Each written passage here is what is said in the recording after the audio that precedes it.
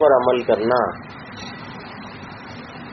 حضور اقدس صلی اللہ تعالی علیہ وسلم کی شان یہ ہے، 1.25 لاکھ پیغمبر گزرے، لیکن کسی پیغمبر کی زندگی کے سارے پہلو کتابوں میں موجود نہیں ہیں، محفوظ نہیں ہیں، سوائے محمد عربی صلی اللہ تعالی علیہ وسلم کے، کہ اللہ کے حبیب و محبوب کی زندگی کا ایک ایک پہلو صحابہ کی برکت سے آج تک زندہ ہے. اب اس کی مثال دیتا ہوں.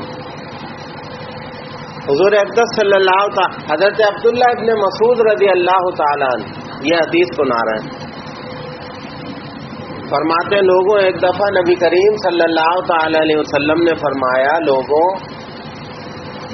جو شخص سب سے آخر میں جہنم سے نکلے گا اور جنت میں جائے گا، میں اسے پہچانتا ہوں. آقا فرمایا کہ دیکھو، ایک شخص ہوگا جو سب سے آخر میں جہنم سے نکلے گا، تو اس میں اتنی طاقت نہیں ہوگی کہ اپنے پیروں پہ کھڑا ہو کے جائے، وہ گھٹنوں کے بل گھسٹ گھسٹ کے چل رہا ہوگا. جنت تک پہنچے گا، اللہ فرمائیں گے ادخل الجنہ، جنت میں داخل ہو جا. تو جنت کے دروازے پہ آئے گا تو اندر ظاہر ہے جنتیوں کا شور شرابہ سنے گا، کہے گا پروردگار اندر تو ہاؤس فل ہے، جگہ ہی نہیں ہے، میری تو جگہ کوئی نہیں بچی جنت میں، میرا نمبر تو سب سے آخر کا تھا. اللہ فرمائیں گے ادخل الجنہ، جنت میں چلا جا، یہ میری جتنی بڑی دنیا ہے اس سے 10 گنا زیادہ جگہ تیرے لیے موجود ہے. اس دنیا سے بڑی کتنی، ایسی 10 دنیایں اس میں سما جائیں. میرے بندے، جنت میں تیری اتنی جگہ رکھی ہے ہم نے. یہ سب سے آخری جہنمی ہے جو جنت میں جا رہا ہے. تو وہ جب یہ سنے گا اللہ کا جواب تو کہے گا اتسخروا بی وانت ربی، پروردگار میرا مذاق اڑا رہے ہو حالانکہ تم تو رب ہو. وہ کیا سمجھے گا کہ اللہ میرا مذاق اڑا رہے ہیں. جنت تو فل ہے، اب مجھ جیسے گناہگار کے لیے دنیا سے 10 گنا زیادہ بڑی جنت کیسے ہو سکتی ہے؟ تو اللہ کی اس عطا پر اسے یقین نہ آئے گا، وہ کہے گا شاید میرا مذاق اڑایا جا رہا ہے. اتسخروا بی وانت ربی، آپ تو رب ہیں، رب ہو کے میرا مذاق اڑا رہے ہیں. عبداللہ ابن مسعود رضی اللہ تعالیٰ نے یہ حدیث سنا رہے ہیں، اور یہ حدیث سنا کے فرماتے ہیں جب آقا اس جملے پر پہنچے تو آقا کو ہنسی آ گئی اور آپ کے مبارک دانت ہمیں نظر آ گئے. اب بتائیے، یہ ایک واقعہ تھا جو آقا نے حدیث میں بیان کیا. عبداللہ ابن مسعود رضی اللہ تعالیٰ نے اگر اتنا بھی سنا دیتے کہ بھئی وہ یہ کہے گا کہ پروردگار آپ رب ہو کے مجھ سے مذاق کرتے، تو بات پوری ہو جاتی. لیکن عبداللہ ابن مسعود رضی اللہ تعالیٰ عنہ کو یہ کیا ضرورت تھی بتانے کی کہ آقا مسکرائے تو ہمیں ان کے دندان مبارک نظر آ گئے. اب اس ٹکڑے کا اس واقعے سے کوئی تعلق تو نہیں ہے، لیکن بتانا یہ چاہتا ہوں کہ حضرات صحابہ کی برکت سے اللہ نے اپنے حبیب کی ایک ایک ادا کو محفوظ کر دیا کہ میرے نبی نے جب یہ حدیث سنائی تو آپ مسکرا رہے تھے، آپ کے مبارک دانت ہمیں نظر آ رہے تھے. تو آپ کے صرف الفاظ ہی محفوظ نہیں ہیں، آپ کی ایک ایک ادا بھی محفوظ ہے کتابوں میں. کہ صحابہ نے صرف حدیثیں ہی نہیں بتائی، وہ حدیث حضور جب سنا رہے تھے تو آپ کے اشارے کیا تھے، وہ اشارے بھی صحابہ نے بتائے، کتابوں میں لکھتے. آپ کے چہرے کے تاثرات کیا تھے، وہ تاثرات بھی صحابہ نے کتابوں میں لکھے، امت کو بتائے.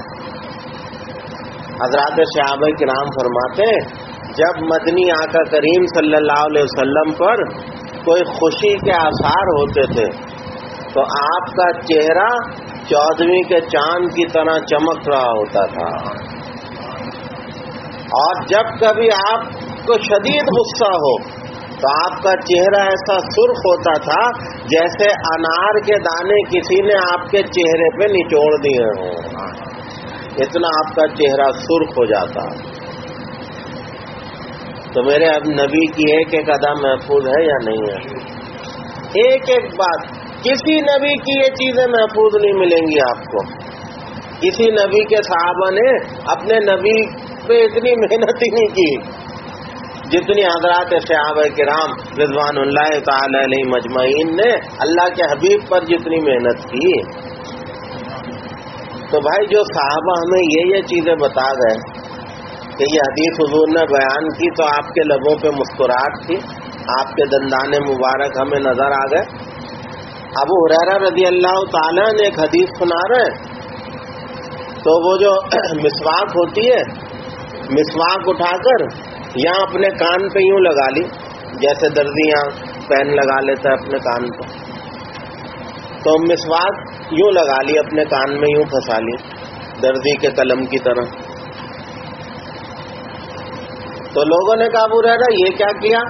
کہنے لگے بھائی جب میرے آقا یہ حدیث سنا رہے تھے تو یہ مسواک اسی طرح حضور کے کان میں یہاں پھنسی ہوئی تھی۔ بات آ رہی ہے سمجھ میں؟ تو صحابہ نے صرف حدیث کے الفاظوں پہ غور نہیں کیا، اس پر بھی غور کیا کہ آقا یہ واقعہ سنا رہے تھے تو آپ کے اشارے کیا تھے، آپ کا حلیہ کیا تھا۔ اب اگر ابو ہریرہ وہ مسواک یہاں کان میں نہ پھنساتے اور صرف حدیث سنا دیتے، بات تو تب بھی پوری ہو جاتی، ہوتی نہیں ہوتی، مقصد پورا ہو جاتا نا کہ ہاں بھائی حضور کی حدیث سنا دی۔ لیکن ایک ایک ادا صحابہ نے محفوظ کر لی کہ آقا نے جب یہ حدیث سنائی تو مسواک یوں کان میں یوں پھنسائی ہوئی تھی آپ نے قلم کی طرح۔ یہ ہمارے آقا کی شان ہے۔ حضرت نوح علیہ السلام کو اللہ نے کشتی کا معجزہ دے دیا نہیں دیا؟ تو بھی کشتی لکڑی سے بنی، لکڑی درخت کی تھی، ایسا ہی ہے نا، درخت اللہ نے کہا اگاؤ، درخت اگا، محنت ہوئی، اس کی لکڑی کٹی، تختے بنے، کشتی بن رہی ہے، جو طریقہ کار ہے اسی حساب سے کشتی بنی۔ پھر پانی کا سیلاب آیا تو پانی پر وہ کشتی باحفاظت تیرتی رہی ہے۔ یہ تو حضرت نوح کا معجزہ۔ ابو جہل کے بیٹے اکرمہ ابن ابو جہل جو فتح مکہ کے دن مسلمان ہوئے اور پھر پکے سچے عاشق رسول بنے، دیکھو یہ اللہ کی شان ہے، اللہ کا انتخاب ہے۔ باپ ابو جہل جسے امت کا فرعون کا آقا نے، اور بیٹا اکرمہ سچا عاشق رسول، حضور کی محبت میں جان قربان کرنے والا۔ تو باپ امت کا فرعون، بیٹا سچا عاشق رسول۔ تو اکرمہ ابن ابو جہل کو آپ دین کی دعوت دے رہے ہیں، مسلمان ہو جا، کلمہ پڑھ لے، تیرا باپ تو دشمنی پہ اترا ہے، تو اپنی آخرت سنبھال لے۔ آپ اکرمہ ابن ابو جہل کو نصیحتیں فرما رہے ہیں۔ تو پانی کے اس پار سامنے پانی تھا اور اس طرف ایک بڑا سا پتھر تھا۔ اکرمہ کہنے لگے وہ پانی کے دوسرے کنارے پہ وہ بڑا پتھر نظر آ رہا ہے، ہاں جی آ رہا ہے، آپ ایسا کریں اس پتھر کو بلائیں اور وہ تیرتا ہوا ہے پانی میں اور آ کر آپ کی نبوت کی گواہی دے۔ ہائے ہائے میرے بھائیوں، دیکھو کشتی کا پانی میں تیرنا کوئی عجوبہ تو نہیں ہے، کشتی کا تو کام ہے، لیکن بڑی پتھر کی چٹان اگر تیرتی ہوئی نظر آئے تو یہ عجوبہ ہے یا نہیں ہے؟ یہ معجزہ ہے یا نہیں ہے؟ آقا نے کہا بس اتنی سی بات، اس کو اشارہ کیا، وہ پتھر کی بھاری چٹان پانی میں مچھلی کی طرح تیرتی ہوئی چلی آ رہی ہے۔ بات آئی سمجھ میں؟ تو کشتی کا معجزہ بڑا ہوا یا یہ پتھر کی چٹان کا معجزہ عظیم ہوا؟ درود شریف پہ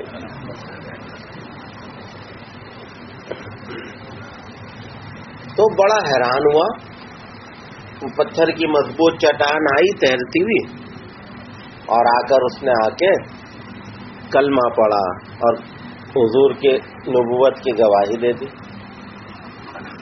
کہنے لگا نہیں، اب اس کو واپس اپنی جگہ پہ بھی بھیجیں.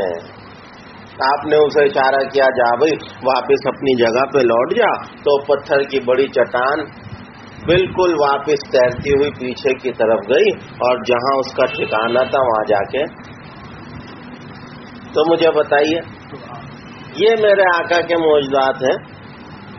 اللہ نے حضرت ابراہیم علیہ الصلوۃ والسلام کو کے لیے نمرود کی آگ کو ٹھنڈا کیا نہیں کیا؟ معجزہ ہے. اللہ نے نمرود کی آگ کو ٹھنڈا کر دیا. حضور اقدس صلی اللہ تعالی علیہ وسلم محمد ابن حاتب رضی اللہ تعالی عنہ ایک صحابی ہیں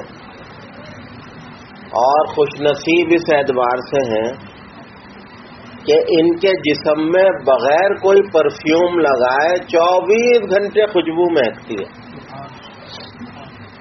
24 گھنٹے. اور لوگ پکڑ کے پوچھتے ہیں، اے ابن عاطب تو کون سی خوشبو لگاتا ہے، ذرا ہمیں بھی تو بتا. تو فرماتے تھے یار بات بڑی پرانی ہے، اس میں میرا تو کوئی کمال ہے نہیں. فرماتے ہیں کہ میں جب چھوٹا تھا، معصوم تھا، بچہ تھا، تو میں گھر میں شرارتیں کر رہا تھا. میری ماں کھانا بنا رہی تھی تو کھولتی ہوئی ہانڈی میں نے اپنے اوپر گرا لی. وہ گرم جو کھانا پک رہا تھا، میں چھوٹا سا تھا، 2-2.5 سال کا، میں شرارتیں کرتا ہوا بس، تو وہ میرے اوپر گر گئی. تو میرا پورا جسم جو تھا وہ جل گیا، ساری کھال جو تھی وہ ساری جل گئی. تو کہتی ہے میری ماں فوراً مجھے اٹھا کر نبی کریم صلی اللہ علیہ وسلم کے پاس لے گئی. آقا نے کہا لاؤ مجھے دکھاؤ. تو مدنی آقا کریم نے دیکھا معصوم بچہ پورا جسم جلا ہوا، پورے جسم میں پھوڑے ہو گئے اور وہ اس کی کھال جلی ہوئی ہے. تو مدنی کریم صلی اللہ تعالی علیہ وسلم نے ایسی کریمی فرمائی کہ اپنا لعاب دہن اپنے ہاتھوں میں لے کے ملا اور میرے جسم پر اپنے ہاتھ پھیر دیے. تو فرماتے ہیں وہ کیا آگ اور وہ کیا جلنا اور کیا کھال کے پھوڑے. اللہ نے تو میرے جسم اور کھال کو ایسی شفا دی کہ یوں لگا جیسے وہ آگ اور جلن کہاں بھاگی پتہ ہی نہ چلا. فرماتے ہیں بھئی یوں مجھے شفا ملی تو ملی، لیکن حضور کے لعاب دہن اور ہاتھوں کی خوشبو آج تک میرے جسم میں رہی. تو یہ خوشبو میری نہیں ہے، یہ میں کوئی امپورٹڈ خوشبو مہنگی والی منگا کے نہیں لگاتا، یہ تو میرے آقا کے لعاب کی اور میرے آقا کے مبارک ہاتھوں کی خوشبو ہے جو میرا جسم یوں مہکتا ہے. تو میرے بھائیوں، دوستوں، بزرگوں، دیکھو اللہ نے ابراہیم کے لیے نمرود کی آگ کو ٹھنڈا کر دیا. میرے آقا کی شان یہ ہے کہ آقا کا لعاب جس جلے ہوئے کو لگ جائے اللہ اسے شفا عطا کر دیتے ہیں. یہ حضور اقدس صلی اللہ تعالی علیہ وسلم کی شان ہے. تو میرے بھائیوں، بات شروع ہوئی تھی آقا کی سنتوں پر عمل سے.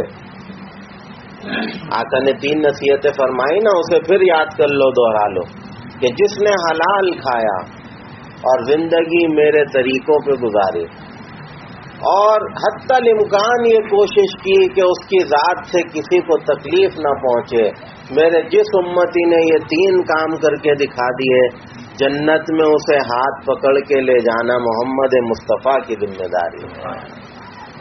اللہ تعالی ہمیں اور آپ کو ان باتوں پر اخلاص کے ساتھ عمل کی توفیق عطا فرمائے.